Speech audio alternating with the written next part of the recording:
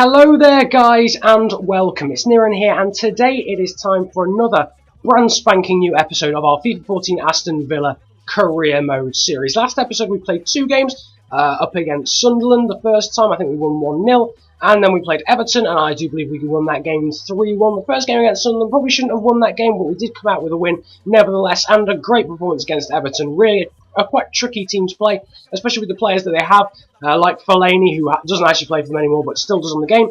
This episode, we'll be playing two games, the first of which is against Southampton, a game we don't usually struggle too much with, and then a massive second game, Champions League, away against Barcelona at the Nou Camp. It's going to be such a hard game, you guys don't even understand. But before we get underway, it's time to sim the final game of the international break. Last episode, I do believe we played Denmark in a sim, and we won that game 2-1. But now it is time to play Finland in the second European Cup qualifier. Even don't really want to play these games. I don't really want to waste your guys' time. I'm sure you don't really want to watch me play European Cup qualifiers. But in the 18th minute or 16th minute, I can't really read it. I think it was 16. Kevin Strootman gave us the lead, but one of the Eremenko twins then equalises for Finland to make it 1-1 just before half-time.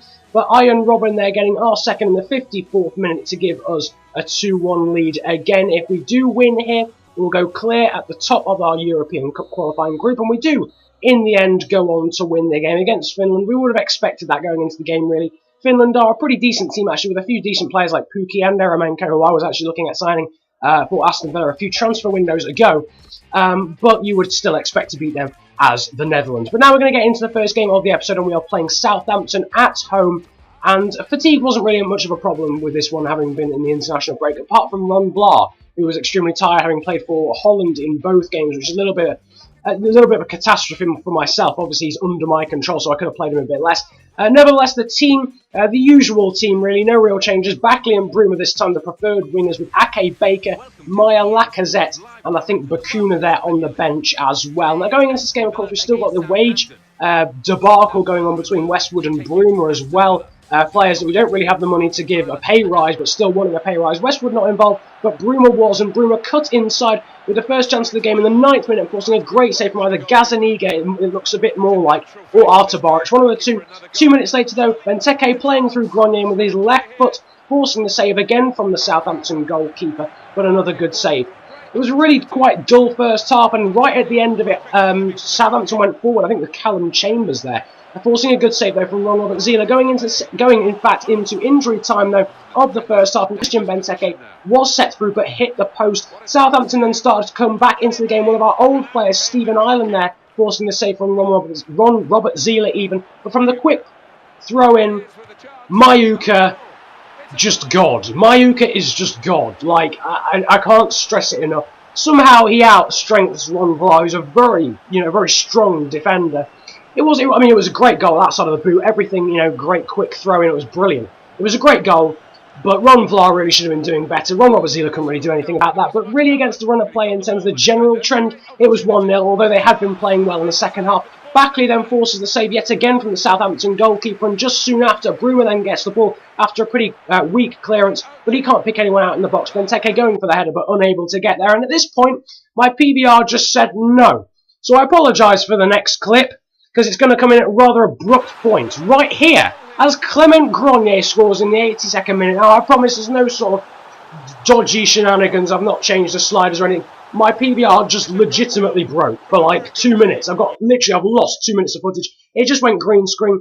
I'll sort of explain the goal. Grenier just literally bounced through about 2 challenges of Southampton players and just bundled the ball past the goalkeeper. It wasn't a very beautiful goal anyway, so I'm not sure you guys will really, miss much, to be quite honest. But straight from the kickoff, I think it's Maya wins the ball, one of the two, Maya or Rona, sets it down the wing for Lacazette. Great burst of pace, and what a ball this is for Christian Benteke to get his noggin on it, and just 2 minutes later, it's 2-1. We've completely turned the game around from looking as if we're going to lose here to Southampton from that goal from the Zimbabwean or Zambian striker Emmanuel Mayuka, and suddenly we are winning this game 2-1 thanks to a goal from Clement Grenier and a great header there from Christian Benteke after a magnificent cross and burst of pace from Lacazette. Southampton try it themselves though with the cross in. It's thankfully caught relatively easily by Zieler. He pumps it forward. Literally, I was just thinking Yeah, well, I'm not thinking the whistle would go, but trying to waste some time. Lands to Bruma, and what a goal that is. A great cushion header down from Christian Benteke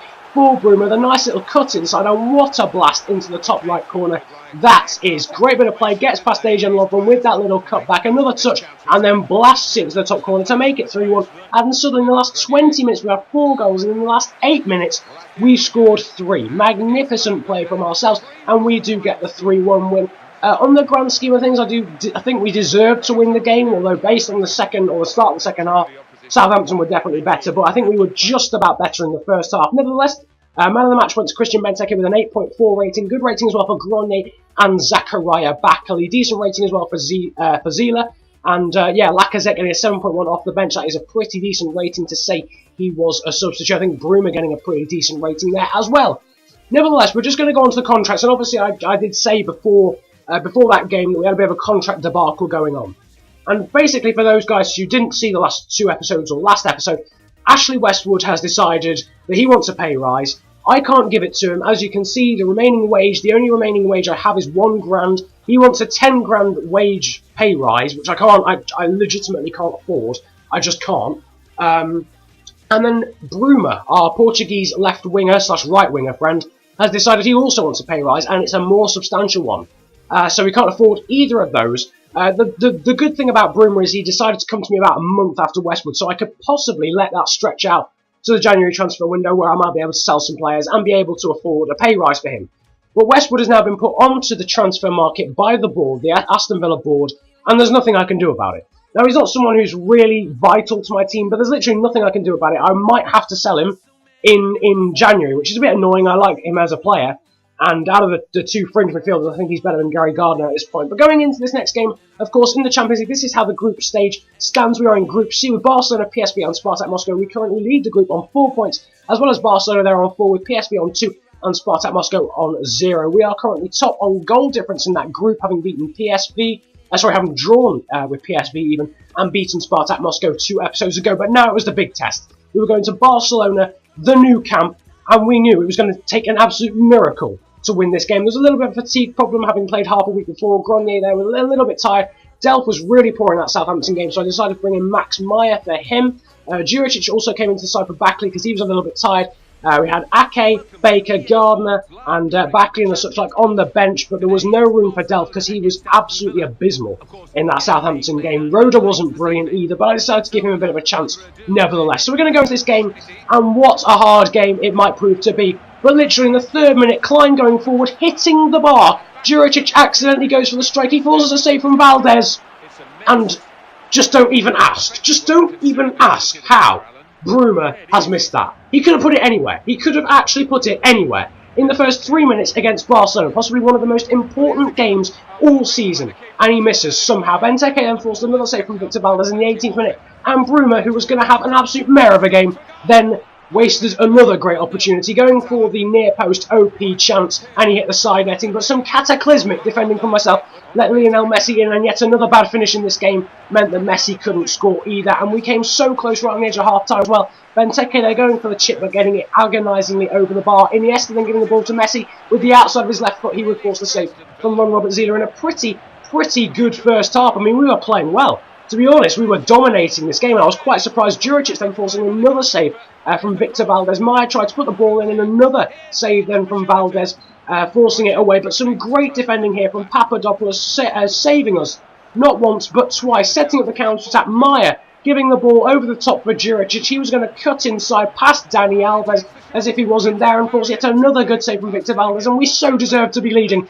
But as is the usual on this game, we were punished. We were completely punished for our lack of clinicality.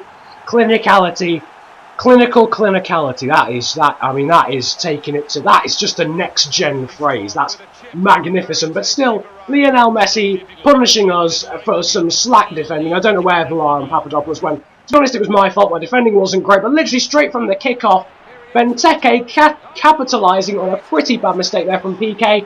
Bad control, and he blasts it past Valdez. And having taken the 65 minutes to score against Victor Valdez, because I mean he was playing well. He was playing really well. I think we'd had about 8 shots at this point, or something like 5, where he'd, on target. Great saves from him. and it was 1-1. But it wouldn't last for very long, because literally 5 minutes later, Barcelona got a free kick on the wing, and Messi putting it, no, sorry, Pedro even putting it in for Gerard Piqué. And, I mean, it's a good header. It's a good header, you can't deny it. It's a good header, really. And I knew that was going to happen.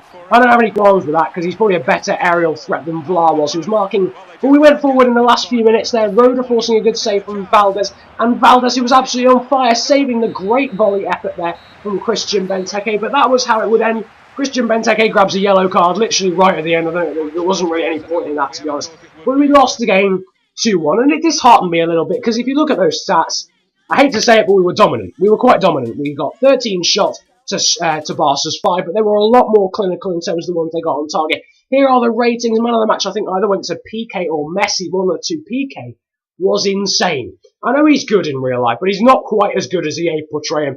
Nevertheless, the best player on our team was Christian Benteke with a 7.6 rating. Good ratings as well from Roda, Lowton, Vlaar, and Kyriakos Papadopoulos as well. Nevertheless, I hope you've enjoyed this episode of Aston Villa Career Mode. Leave a thumbs up, leave a like if you did, and subscribe if you want to see more. Comment about enjoying it if you enjoyed this video that much. I'm going to be starting up a Pro Club series in the next few months, hopefully. So if you want to be joining that, if you're a YouTuber or a sub, whatever the case, just leave a comment in the comment section below. It's been an absolute pleasure ranting at you guys today, but I hope you have a great day, enjoy yourselves, and goodbye.